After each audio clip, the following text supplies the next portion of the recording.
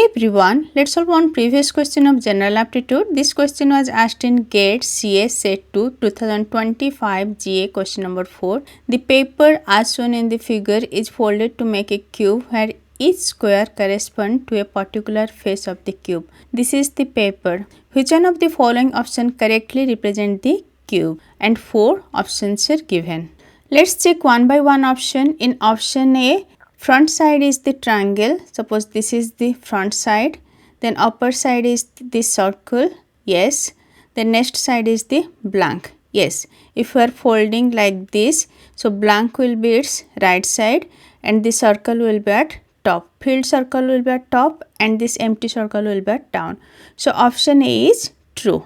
Next option B, front side is the empty triangle and right side is the filled triangle. Suppose we will fold this, then this empty triangle right side will be empty. Okay, this page will be. It cannot be this filled triangle, right? And this is the empty triangle. Upper will be circle. This will be blank. This also will be blank. This back side, that will be the filled triangle. And this down side, that will be the circle. This will be empty circle. This is the filled circle.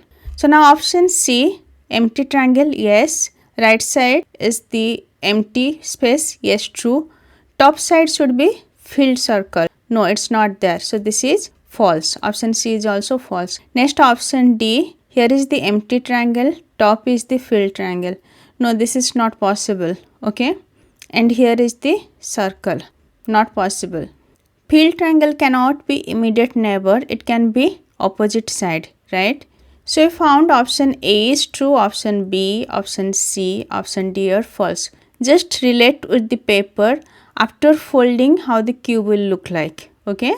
So here answer is option A. If this lecture is helpful for you, please like, share and subscribe. Thank you. Bye bye.